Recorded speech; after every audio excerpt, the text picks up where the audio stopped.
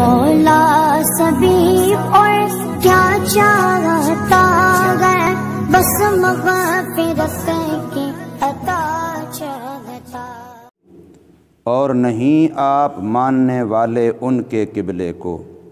اور نہیں بعض ان کے تابع داری کرنے والے بعض کے قبلے کی، اور البتہ اگر اتباع کی آپ نے ان کی خواہش کی بعد اس کے جو آ چکا آپ کے پاس علم، بے شک آپ اس وقت البتہ بے انصافی کرنے والوں میں سے ہوں گے۔ سورہ البقرہ کی آیت نمبر 145 آپ حضرات کے سامنے پڑھی اور ترجمہ کیا ہے۔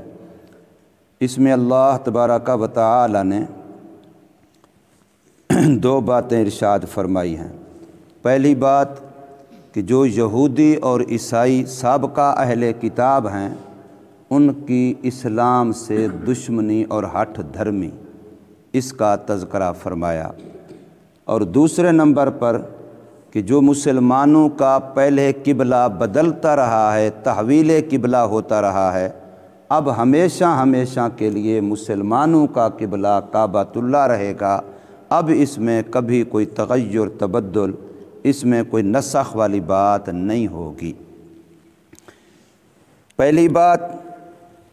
اللہ تبارک و تعالی ارشاد فرماتے ہیں کہ یہودی لوگ جو نہیں مان رہے آپ کے مذہب کو، دین کو، اس کی وجہ کوئی ان کی غلط فہمی نہیں ہے، اس کی وجہ کوئی ان کی کم علمی نہیں ہے، اس کی وجہ یہ نہیں ہے کہ ان کو مسئلے کا پتہ نہیں ہے یا آپ کے دین کی حقانیت صداقت کو جانتے نہیں ہیں، بلکہ جانتے ہیں، سمجھتے ہیں، ان کی کتابوں کے اندر سب کچھ موجود ہے، مگر صرف اور صرف ہٹھ، ضد اور حسد کی وجہ سے نہیں مان رہے، کیونکہ ان کا خیال تھا کہ آخری نبی بھی ہمارے خاندان بنی اسرائیل میں سے آئے گا، لیکن حضور صلی اللہ علیہ وسلم بنو اسماعیل میں سے آئے ہیں۔ آپ صلی اللہ علیہ وسلم حضرت ابراہیم علیہ السلام کے بیٹے حضرت اسماعیل علیہ السلام کی اولاد اور ان کے خاندان میں سے ہیں، تو اس بنا پر انہوں نے حسد کیا کہ بھی اتنے نبی ہمارے خاندان میں سے آئے، تو یہ آخری نبی بھی جس کی نشانیاں علامتیں ہماری کتابوں کے اندر موجود ہیں اور جس کو ہم سب سے زیادہ جانتے ہیں، اور ان کی وجہ سے ہم لوگوں پر فوقیت جتلاتے تھے کہ ہم ان سے واقف ہیں، تو پھر یہ ہمارے خاندان میں سے نہیں آئے، دوسرے خاندان میں سے آئے، تو اس حسد کی بنا پر، اس ضد کی بنا پر یہ لوگ نہیں مانتے۔ آپ ان کو جتنے بھی معجزات، جتنی بھی دلیلیں، جتنے بھی ثبوت پر فراہم کر دیں اپنے مذہب کی سچائی کے، اپنی رسالت کی سچائی کے، اللہ کی توحید کے، پھر بھی انہوں نے نہیں ماننا۔ ہاں البتہ یہ ایک امید لگائے ہوئے ہیں کہ مسلمانوں کا قبلہ پہلے بیت اللہ تھا، پھر ہجرت کے بعد بیت المقدس بنا، پھر 16-17 مہینے کے بعد دوبارہ بیت اللہ بن گیا، لہٰذا یہ جو تبدیلی ہے ان کو امید ہے کہ پھر بھی مسلمانوں کے قبلے میں تبدیلی آئے گی اور یہ دوبارہ پھر ہمارے قبلے یعنی بیت المقدس کی طرف پھر منہ کریں گے۔ تو یہ جو ان کو امید ہے، تو اس امید کی بنا پر آپ ان کو کہہ دیجئے کہ اب کبھی بھی مسلمان ان کے قبلے کی تابع داری، ان کے قبلے کی طرف منہ کر کے نماز پڑھنا، ان کے قبلے کو اپنا کعبہ ماننا اور بنانا، ایسا کبھی نہیں کریں گے۔ جو یہودی ہیں، عیسائی ہیں، بنی اسرائیل کے جتنے انبیاء ہیں، ان کا اس لحاظ سے تو قبلہ ایک ہے کہ سب بیت المقدس کو قبلہ مانتے ہیں، لیکن ان کی آپس کے اندر پھر اختلاف ہیں۔ بیت المقدس کے انہوں نے بہت سارے حصے فرض کیے ہوئے ہیں کہ یہ مشرقی حصہ ہے، یہ مغربی حصہ ہے، یہ شمالی حصہ ہے، یہ جنوبی حصہ ہے، یہ نیچے والا حصہ ہے، یہ اوپر والا حصہ ہے۔ یوں انہوں نے بہت سارے حصے فرض کر کے آپس میں تقسیم کی ہوئی ہیں کہ فلاں حصہ فلاں کا کعبہ ہے، فلاں حصہ فلاں کا قبلہ ہے، فلاں حصہ فلاں کا قبلہ ہے، تو آپس کے اندر بھی ان کا قبلہ ایک نہیں ہے۔ اس لیے یہ ضد اور حسد اختلاف ان کے اندر ایسا ہے کہ یہ ایک دوسرے کے قبلے کو بھی قبلہ نہیں مانتے۔ مشرق والا ایک والوں کا ہے تو مغرب والے اس کو نہیں مانتے، مغرب والوں کا مغرب کی جانب والا ہے تو وہ مشرق والوں کو نہیں مانتے۔ اسی طریقے سے انہوں نے بیت المقدس کے بھی حصے بکھرے اپنے ذہن میں کر کے مختلف انبیاء کے ماننے والے جو ان کی امتیں ہیں وہ اس حصے کو اپنا قبلہ مانتے ہیں، باقی دوسرے حصوں کو نہیں مانتے۔ تو وہ بھی ضد کی بنا پر، اختلاف کی بنا پر ایک دوسرے کے قبلے کو ماننے والے نہیں ہیں۔ اور پھر نبی پاک صلی اللہ علیہ وسلم کے واسطے سے اللہ نے پوری امت کو قیامت تک آنے والی کو خطاب کیا کہ کبھی اگر تم نے کسی انسانی خواہش، چاہے وہ آپ خود ہو بندہ یا کوئی اور ہو، اس کی خواہش کی اتباع کی شریعت کے مقابلے میں، کہ ایک طرف شریعت ہے اور ایک طرف میری چاہت ہے، ایک طرف شریعت ہے، ایک طرف میرے کنبے قبیلے خاندان کی چاہت ہے، ایک طرف شریعت ہے، ایک طرف ہمارا اپنا علاقہ، ہمارا اپنا رسم و رواج، ہمارے اپنے طور طریقے اب جو انسانوں کے بنائے ہوئے ہیں وہ ہیں۔ تو اگر تم نے کبھی اللہ کے دین کے مقابلے میں، خدا کی شریعت کے مقابلے میں انسانی خواہشات کی بات مانی اور شریعت کو چھوڑ دیا تو پھر تم ظالم قرار پاؤ گے، تم بے انصافی کرنے والے شمار ہوگے۔ اب بظاہر یہ خطاب تو محمد صلی اللہ علیہ وسلم کو ہے، لیکن رسول اللہ صلی اللہ علیہ وسلم سے تو یہ بات ممکن ہی نہیں ہے، اس کا خیال بھی نہیں کیا جا سکتا، کیونکہ حضور صلی اللہ علیہ وسلم نے تو اپنے چچے کو بھی کہہ دیا تھا کہ اے چچا، تیرے میرے اوپر بڑے احسانات ہیں، ہر مشکل میں تو نے میرا ساتھ دیا ہے، اور پھر تو چچا ہے، میرے باپ کی جگہ پر ہے۔ لیکن یہ جو مشرکین مکہ کہہ رہے ہیں کہ کمپرومائز کر لیں، کچھ میرے خدا کی مانی جائے، کچھ میں ان کے بتوں کی مان لوں، یہ جو مجھے کمپرومائز کا کہہ رہے ہیں، تو یاد رکھیں میرے ایک ہاتھ پہ سورج لا کے رکھ دیں اور دوسرے ہاتھ پہ چاند لا کے رکھ دیں اور مجھے کہیں کہ آپ کو کیا چاہیے، جو آپ دنیا کی چیز چاہتے ہیں ہم آپ کی جھولی میں ڈال دیتے ہیں، ہم آپ کو دے دیتے ہیں، تو میں کبھی بھی اپنے توحید والے پیغام اور دعوت سے باز نہیں آؤں گا، چاہے تو بھی میرے سے جدا ہو جائے، باقی مجھے چھوڑ جائیں، میں پھر بھی اتنا کچھ کہ ناممکن ہے کہ سورج لا کے رکھ دیا جائے، ناممکن ہے کہ چاند لا کے رکھ دیا جائے، لیکن مثال کے طور پہ ارشاد فرمایا کہ بالفرض والمحال اگر کوئی اتنی بڑی آفر بھی کر دے تو میں پھر بھی تبلیغ توحید اپنی دعوت اس سے پھر بھی پیچھے نہیں ہٹوں گا۔ تو اس لیے حضور صلی اللہ علیہ وسلم سے تو یہ بات ناممکن ہے کہ وہ اپنی خواہش کو شریعت کے مقابلے میں مانیں یا کسی اور انسانوں کی خواہش کو شریعت کے مقابلے میں مانیں، لیکن قرآن جو ان کو خطاب کر کے کہہ رہا ہے تو وہ اصل میں حضور صلی اللہ علیہ وسلم کے واسطے سے حضور کی امت کو کہا جا رہا ہے۔ تو اس لیے ارشاد خداوندی ہے وَلَئِنْ أَتَيْتَ الَّذِينَ أُوتُوا الْكِتَابَ، اور البتہ اگر آئیں آپ اے محمد صلی اللہ علیہ وسلم ان لوگوں کے پاس جن کو دی گئی کتابیں یعنی یہودی اور عیسائی، بِكُلِّ آیہ، تمام معجزات کے ساتھ، ہر نبی کا معجزہ یہ نبی کی حقانیت صداقت کی دلیل ہوتی ہے، اس کی شریعت کے سچے ہونے کی دلیل ہوتی ہے۔ اور نبی پاک صلی اللہ علیہ وسلم فرماتے ہیں کہ اللہ نے تمام پہلے نبیوں کو جتنے معجزات دیے ہیں، آدم علیہ السلام سے لے کے عیسیٰ علیہ السلام تک جتنے معجزات ان تمام نبیوں کو دیے گئے ہیں، حضور صلی اللہ علیہ وسلم فرماتے ہیں کہ مجھ اکیلے کو ان سے زیادہ معجزات دیے گئے ہیں، مجھ اکیلے کو ان سب نبیوں کے مقابلے میں زیادہ معجزات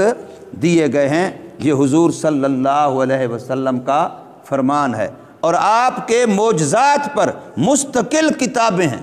جن میں صرف نبی پاک صلی اللہ علیہ وسلم کے معجزات کو گنا گیا ہے، ان کو بیان کیا گیا ہے، ان کی وضاحت کی گئی ہے، اس پر مستقل کتابیں ہیں۔ اور باقی نبیوں کے معجزات اور محمد صلی اللہ علیہ وسلم کے معجزات میں ایک فرق یہ بھی ہے کہ ان نبیوں کی نبوت ختم، ان کا معجزہ بھی ختم۔ حضور صلی اللہ علیہ وسلم کی چونکہ نبوت ہمیشہ ہمیشہ کے لیے ہے، اس لیے حضور صلی اللہ علیہ وسلم کے معجزے بھی ہمیشہ ہمیشہ کے لیے ہیں۔ اور حضور صلی اللہ علیہ وسلم کی معجزات کی ایک برکت یہ بھی ہے کہ سابقہ نبیوں میں سے کسی نبی کا جو چیز معجزہ بن سکتی ہے اور وہ بنی ہے تو وہ حضور صلی اللہ علیہ وسلم کی امت کے نیک لوگوں کی کرامت بن سکتی ہے۔ پہلے نبیوں کو جو چیز اللہ نے بطور معجزے کے دی ہے وہی کام اللہ اس امت کے نیک لوگوں سے بطور کرامت کے کرواتے ہیں۔ ولی کی کرامت بھی برحق ہے اور نبی کا معجزہ بھی برحق ہے۔ نبی کا معجزہ بھی اللہ کا فعل ہوتا ہے، کرنے والا اللہ ہوتا ہے، اور ولی کی کرامت بھی اللہ کا فعل ہوتا ہے، کرنے والا اللہ ہوتا ہے۔ لیکن کرامات اولیاء بھی برحق ہیں اور معجزات انبیاء بھی برحق ہیں۔ نہ ولی کی کرامت کا انکار کرنا چاہیے اور نہ ہی نبی کے معجزے کا انکار کرنا چاہیے۔ تو فرمایا اگر تمام معجزات بھی آپ ان کو دکھا دیں ما تبعوا قبلتک، پھر بھی یہ آپ کے قبلے کی تابعداری نہیں کریں گے، اتنا یہ آپ سے ضد کرتے ہیں، حسد کرتے ہیں، مخالفت کرتے ہیں کہ آپ کے تمام معجزات دیکھنے سننے سمجھنے کے بعد بھی آپ کے دین کو قبول نہیں کریں گے۔ وما انت بتابع قبلتہم، اور یہ بھی ان کی غلط فہمی دور ہو جانی چاہیے کہ اب کبھی محمد صلی اللہ علیہ وسلم اور آپ کی امت بھی ان کے قبلے کی تابعداری نہیں کریں گے۔ اب ہمیشہ ہمیشہ کے لیے مسلمانوں کا قبلہ بیت اللہ مقرر ہو چکا ہے۔ وما بعضهم بتابع قبلۃ بعض، اور وہ جو اہل کتاب ہیں ان میں سے بھی بعض کے قبلے کی پیروی نہیں کرتے۔ جس نے بیت المقدس کے جس حصے کو اپنا قبلہ مانا ہوا ہے بس وہ اسی حصے کو قبلہ مانتا ہے، دوسرے حصے کو جو دوسروں کا قبلہ ہے اس کو نہیں مانتا۔ تو یوں انہوں نے ایک دوسرے کے لیے بھی قبلہ بیت المقدس کو تقسیم کیا ہوا ہے، ایک دوسرے کی جہت کی، ایک دوسرے کی سائڈ اور قبلے کی اتباع اور پیروی کرنے والے نہیں ہیں۔ آگے فرمایا وَلَئِنِ اتَّبَعْتَ، فرض کر لو کہ اگر محمد صلی اللہ علیہ وسلم آپ بھی اتباع کر لیں ان کی خواہشات کی شریعت کے مقابلے میں، کہ چلو جی ان کو ذرا قریب کرنے کے لیے، ان کو ذرا قریب کرنے کے لیے تھوڑی ان کی مان لیتے ہیں، تو یاد رکھو ہمارے دین کے اندر دعوت دین بھی علی نہج النبی دی جائے گی، دین کی دعوت بھی پیغمبر کے طریقے کے مطابق دی جائے گی۔ دین کی دعوت بھی ہم کبھی ایسے طریقے سے نہیں دیں گے جو خلاف شریعت ہو، اس امید پر چلو بھی شاید یہ قریب ہو جائے۔ اس کی ہمارے استاد سے بھی ایک مثال دیتے تھے، فرض کرو اعلان کر دے وہ جی فلاں جگہ پر آج جو ہے وہ گانے باجے کی قوالی ہوگی یا چوکی ہوگی یا گانا ہوگا، اور یوں لوگوں میں اشتہار پھیلا دے اور یوں اعلان کر دے کہ جی فلاں مثال کے طور پر عطا اللہ عیسیٰ خیلوی آئے گا، لوگوں کو بلا لے جمع کر لے کہ چونکہ دین کے نام پہ آتے نہیں، مولوی کے نام پہ آتے نہیں، یوں میں بلا لیتا ہوں اور جب جمع ہو جائیں گے تو اب میں مولانا طارق جمیل صاحب کو بٹھا دوں گا، اب میں کسی عالم دین کو بٹھا دوں گا، اب میں لوگوں کو دین سنا دوں گا۔ لیکن دعوت کس طریقے سے دی؟ گانے کے عنوان سے، موسیقی کے عنوان سے، کسی اور عنوان سے جو کہ ناجائز تھا، دعوت اس عنوان سے دی، اگرچہ اس کی نیت پہلے سے یہی تھی کہ میں ان کو دین کی دعوت دوں گا اور دین سنواؤں گا، تو پھر بھی غلط ہے۔ یہ طریقہ بھی ہمارے اسلام میں جائز نہیں ہے، کیونکہ لوگوں کو منوانا نہ منوانا یہ ہمارے ذمے ہی نہیں ہے، تو ہم ایسے طریقے کیوں اختیار کریں؟ ہم شریعت کے خلاف کریں کیوں؟ ہم دعوت دیں گے تب بھی علی نہج النبوت دیں گے، نبی پاک صلی اللہ علیہ وسلم کے طریقے پر دیں گے۔ اس لیے فرمایا کہ اگر آپ ان کی خواہشات کی پیروی کر لیں بعد اس کے جو آ چکا آپ کے پاس علم، تو پھر سن لیجئے انک اذا لمن الظالمین، آپ بھی اس وقت ظالموں میں سے قرار پائیں گے، بے انصافی کرنے والوں میں سے قرار پائیں گے۔ اب جب رسول اللہ صلی اللہ علیہ وسلم کو یہ فرمایا گیا، حالانکہ حضور صلی اللہ علیہ وسلم سے یہ بات नामुमकिन है, हो ही नहीं सकती। इसलिए असल मकसूद उम्मत को सुनाना है कि तुम भी अगर दीन के मुकाबले में किसी की ख्वाहिश का लिहाज रखोगे, उसकी चाहत का लिहाज रखोगे, उसकी पसंद और नापसंद का लिहाज रखोगे, या अपनी ख्वाहिश, अपनी चाहत, अपनी पसंद और नापसंद का लिहाज रखोगे दीन के मुकाबले में, शरीयत के मुकाबले में, तो तुम जालिम करार पाओगे। ये जुल्म है, और ये जुल्म इस वक्त हर बंदा कर रहा है। नमाज पे क्यों नहीं आया? वो जी तबीयत नहीं चाह रही थी। हम तो नमाज भी वो पढ़ते हैं जब तबीयत चाहती हो। तबीयत न चाहती हो, थकान है, तबीयत न चाहती हो, सर्दी है, तबीयत न चाहती हो, गर्मी है, तबीयत न चाहती हो, दोस्तों के साथ बैठा हूँ, तबीयत न चाहती है, कोई गाहक आया हुआ है, तो तबीयत नहीं चाहती तो हम शरीयत को छोड़ देते हैं। तो जब बंदा तबीयत की वजह से शरीयत को छोड़ता है तो ये जालिम बन जाता है, और जालिम का अंजाम बहुत बुरा है। अल्लाह तबारक व तआला हमें समझ नसीब फरमाए और अमल की तौफीक दे।